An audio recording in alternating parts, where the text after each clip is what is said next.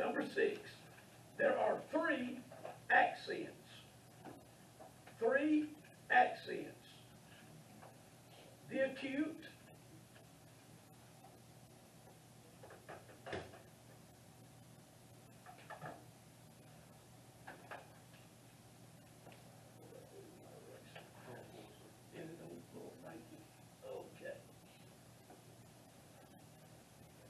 there are 3 accents in Greek. The first one is the acute. I'm going to draw it big so you can see it. Just a line pointing that way. The second one is the circumflex. It's just a half circle, if you will. And the last form of accent is the grave.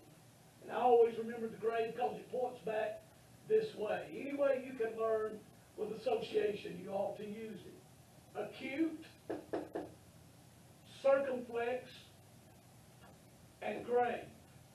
Now, as far as pronouncing the word, it won't make a bit of difference as far as the pronunciation. What these do is it shows you where to put the stress on a word. Originally, these were musical pitches. But we don't have any idea, we don't have a clue as to what pitch, let's say the acute was, or the circumflex, or the grave.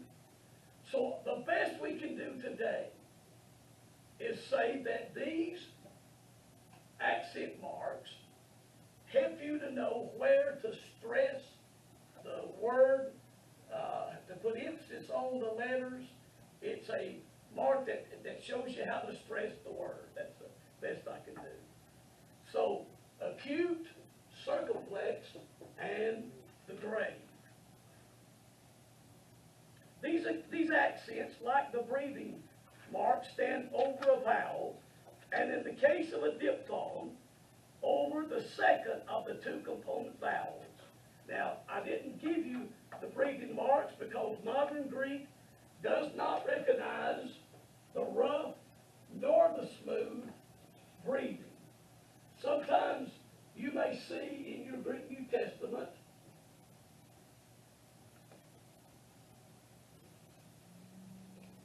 something like that. Hope you can see it. The little dot with the curlicue pointing this way is the rough breathing. We don't recognize rough breathing in modern Greek.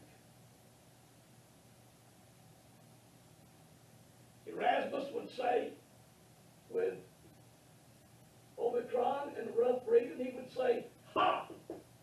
We just simply say, oh. Oh. So don't worry about the rough breathing or the smooth breathing.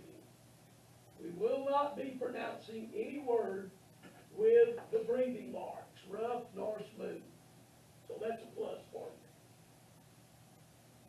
And that's true in modern Greek. Now, there may be questions about it. At this point, I beg you just accept it, just take it. We'll move along, and you'll see why later on. So the breathing marks. Now, look at page number 12. Page number 12. Punctuation, however, is recognized and very important. Punctuation, about the middle of the page, 7, I think, the number there. Punctuation. There are 4 marks of punctuation. The comma, the period. Both of these are written on the line and corresponding to the comma and the period in English. The colon, which is a dot above the line and takes the place of the English colon and semicolon. So there is the period, there's the comma, the period, the colon so far. It takes the place of the English colon and semicolon.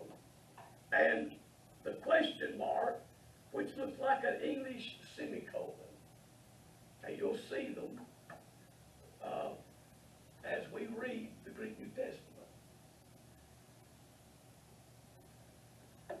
Punctuation wasn't added until much, much later in the Greek manuscripts. And as I said, the unical manuscripts are all written just letter, letter, letter, letter, letter, letter, letter, and you have to be able to know what word, when the word stops, when another one begins. It's very difficult. I'm thankful for the cursive writing. Any questions about the punctuation? 4 punctuation marks. Okay, if there's no questions, take out a sheet of paper, a pen and a pen or a pencil, or a short exam. Don't let this bother you. It's not going to be part of your grade at all. But this will help me to know where you are. Put your name on the paper. There's 10 short questions I want to ask you. We went over all of them first class, and I covered, I think, most of them this class. If you don't get them, don't worry about it. Just put your name, please, on the paper. And number one, please write the capital and cursive alpha. Capital and cursive. If you've been here 5 minutes, that ought to be easy enough to do.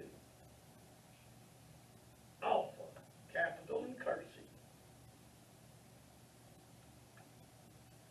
Don't worry about it if it's not just exactly like it's in the book. I just want to see where you are. Write the small letter gamma. Gamma. The small letter gamma.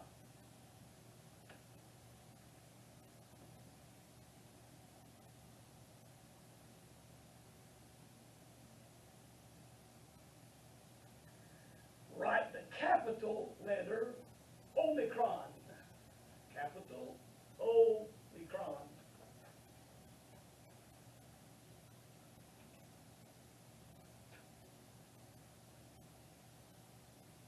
By the way, they're both the same, cursive and capital on Omicron. Number 4, write the cursive small of a roll. Of a roll.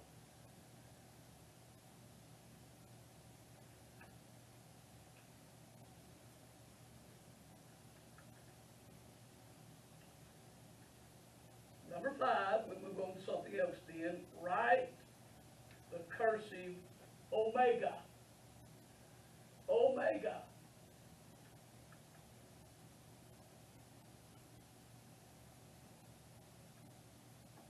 Now we just covered these. Number 6, write one diphthong and tell me how it's pronounced. Write one diphthong and how it's pronounced.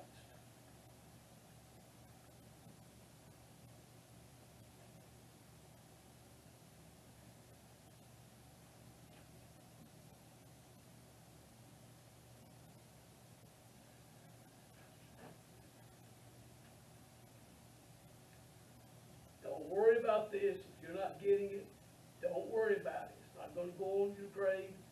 We're going to go over it and over it and over it until you'll be comfortable. Don't worry about it.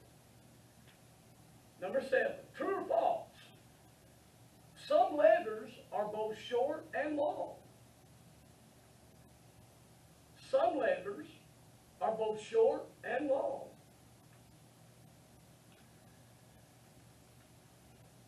You guys will probably know this anyway, and our new students, but there is such a thing as a iota subscript. Make that iota subscript. Write that iota subscript on your paper.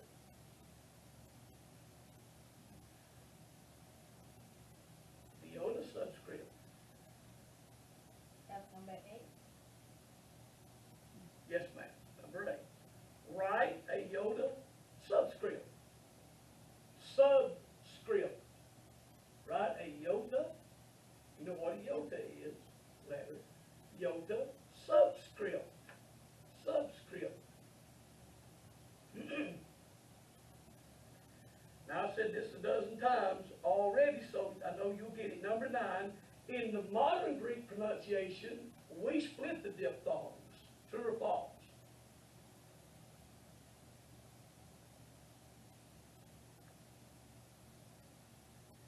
In modern Greek, we pronounce the rough and smooth breathing marks. True or false?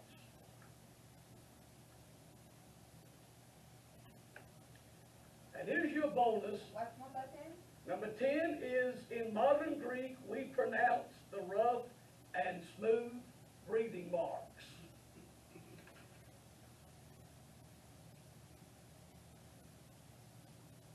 True or false?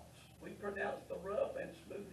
In modern Greek, true or false? In modern Greek, we pronounce the rough and the smooth breathing marks. Now remember, I just told you. Bonus. Bonus. What type of Greek language was the New Testament written in? What was the Greek language, the type of Greek language that the New Testament was written in? You know, you've heard it pronounced one way all your life, probably. And I just pronounced it the modern Greek way just a few moments ago. What language did Alexander the Great institute?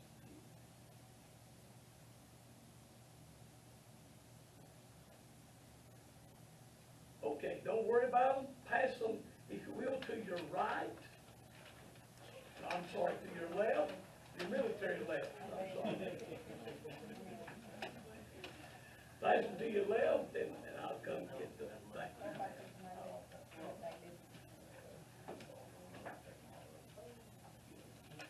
Pass them to your left, please.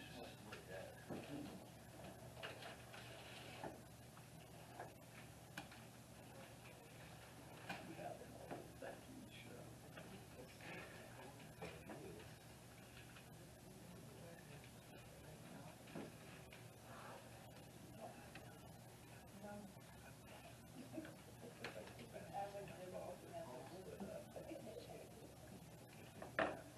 We have them.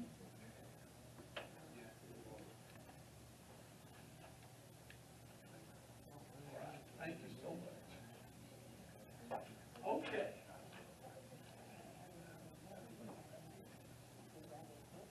Now, you may have to come up here, because I don't know how good this is going to do.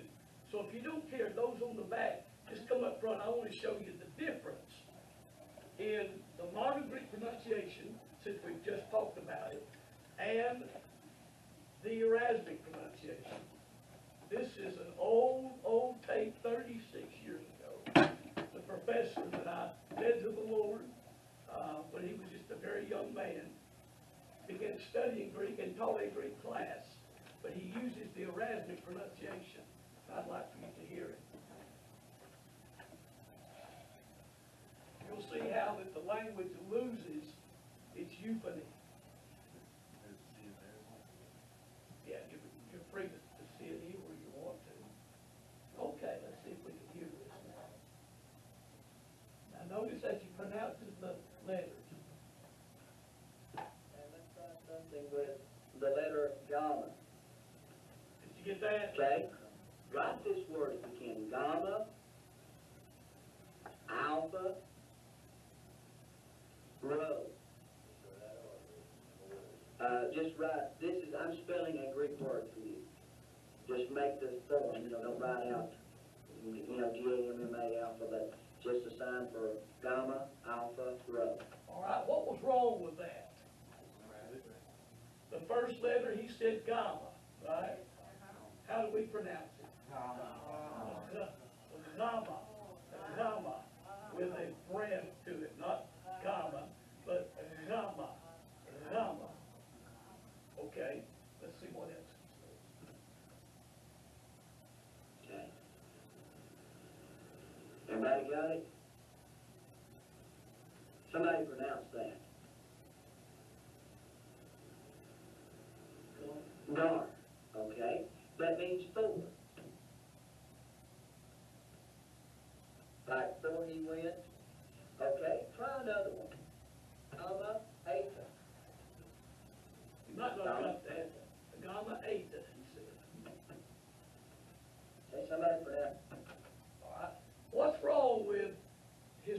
pronunciation, gamma, eta.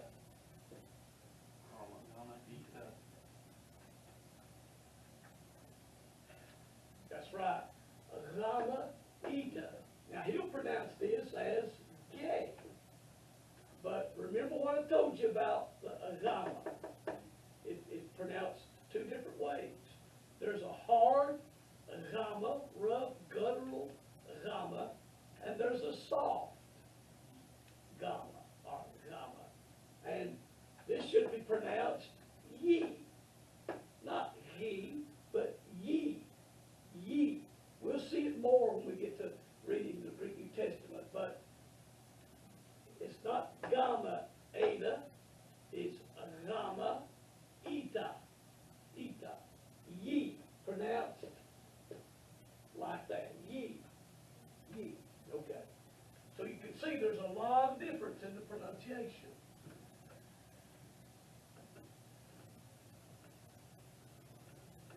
Yay. Okay, that means earth, so that's one of the Greek words for earth. Let me try another, a little harder. Everybody ready? Gamma, iota.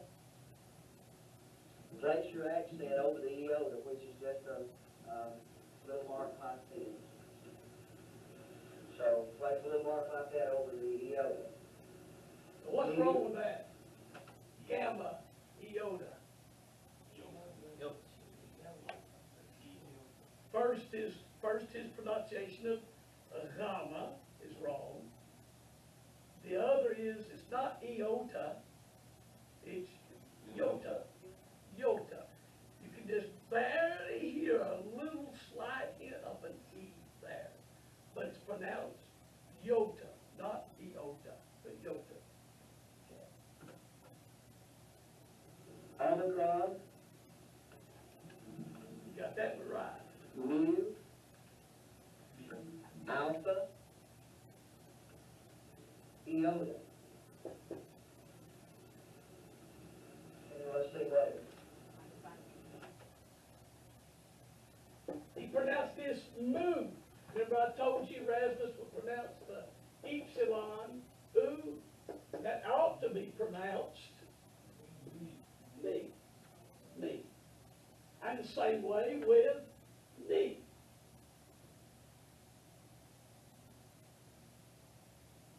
So, you've got, it's pronounced like the kneecap. You've got him pronouncing the epsilon as a U, mu. And of course that destroys the U, but let's see what else he says.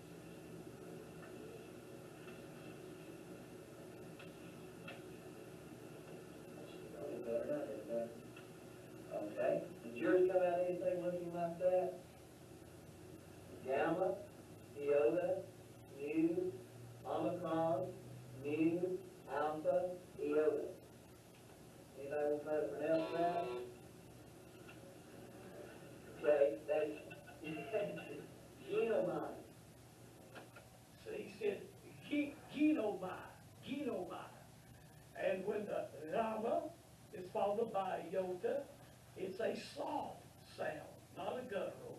It ought to be genomai, not genomai. So we'll notice that as we pick it up. I just want you to see the difference in the Erasmic pronunciation and the modern Greek. Thank you, ladies and gentlemen. Appreciate you coming up.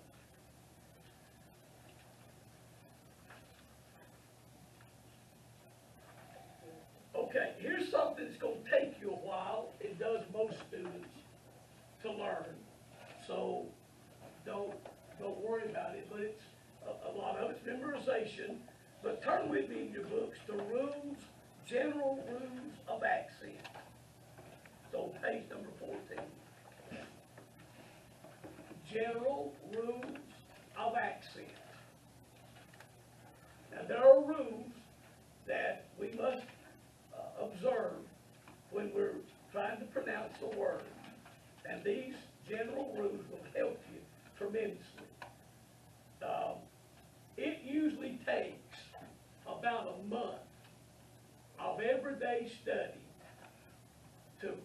recognize and put these rules in place. So don't worry about it if you don't catch on right away. I'm trying my best to encourage you, because I know how hard it was when I first took basic Greek. I was taught the Erasmic pronunciation, and that lasted about a year with me. And I met Dr. Spiros Zodiates, who is a Greek himself. A great man. I'd love to tell you about him sometimes. But he taught us the proper pronunciation of modern Greek. And from that point to today, although I can speak both of them, I want to give you the benefit of something you won't find in any of the universities or seminaries anywhere, because they're all foreign. And they adopted the Erasmic pronunciation instead of the modern Greek. So I want to teach you how to pronounce it. So you may not ever go, but if you ever went where Greek is spoken, you can both understand and speak it. Not only that, you'll be correct in your speaking and understanding as you read the Greek New Testament. Okay? So I'll try to give you the benefit of that. Notice general rules of accent. That's on page number 14. General rules of accent. I don't know how many times I wrote these things out when I first began to study, but it'll be good for you to do that, or you can just access the book. Look at number 1. Notice how the acute is written. The acute can stand only on one of the last 3 syllables of a word. The acute can stand only on one of the last 3 syllables of a word. The circumflex only on one of the last 2. And the grave only on the last syllable. So, please notice, the acute can stand on one of the last 3 syllables of a word. A word may have 4 syllables, right? But the general rules of accent is that a word cannot be accented further back than the 3rd syllable. We'll learn this, but an acute only on the last 3 syllables of the word. Circumflex only on the last 2 syllables of a word. And the grave only on the last syllable of the word. Whatever the word may be. You'll see it in operation here in just a few moments. Acute only on the last 3 syllables of the word. Circumflex only on the last 2 syllables of a word. Grave can only stand on the last syllable of a word. All right, now notice. This rule would be violated by apostolos. For here, the accent would stand on the 4th syllable from the end. Now look at the word apostolos. The ultima is omicron sigma, the last 2 letters. That's the ultima. To would be the penult, and po would be the antepenult.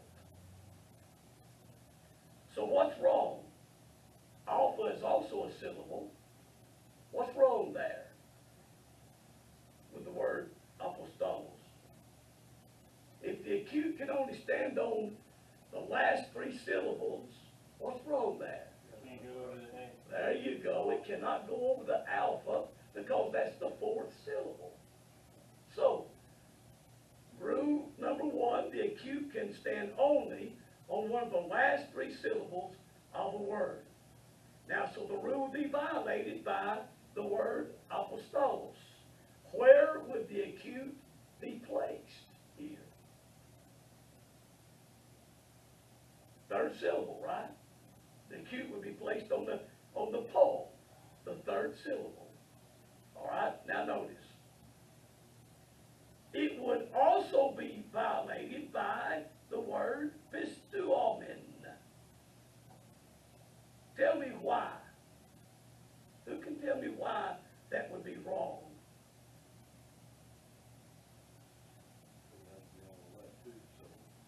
ago, the circumflex can only be on the last two syllables of the word, and it's on the third one, isn't it? Pistuomen, men, the epsilon there, the omicron as you go backwards, the epsilon, and the epsilon. So it's on the third syllable of pistuomen, right? See the circumflex on the third syllable? The rules of accent says it cannot stand upon only the last two syllables of a word. Very simple. For here the circumflex would stand on the third syllable from the end. All right, number two. The circumflex accent cannot stand on a short syllable. The circumflex accent cannot stand on a short syllable. Number three, if the ultima is long. Now there's ultima, penult, antepenult. The ultima is the last syllable of the word, right? Okay. If the ultima is long, the antepenult cannot be accented. If the ultima is long, the penult, if it's accented at all, must have the acute. These are general rules. Let me go over it again. Number three. If the ultima is long. Now somebody tell me what the ultima is. Last syllable of the word. Very good. The last syllable of any word is the ultima. The next syllable is the penult. And the third syllable is the antepenult. All right? So, we've learned that the acute cannot go past the third syllable. It can't stand on a fourth syllable, the acute. We've learned that the circumflex can only stand on the last two syllables of a word. And we've learned that the grave can only stand on the last syllable of the word. Now you'll go over these and over them, you'll learn them. It's just a matter of observation. And I remember most of the students that I've taught in the last 30 years, it takes about a month actually. It won't take all of you a month, but it may take some of you to get these rules placed in your mind and then observe them as you look at the word and the accent of the word. You'll get it. You'll get it. It just takes practice. All right, now notice, if you will. Examples. Rule 3A. Now, what's Rule 3A? Somebody tell me what Rule 3A is. Very good. When can it not be accented? If the ultima is long, the antepenult cannot be accented. All right, look at examples. Rule 3A would be violated by apostolo. Why?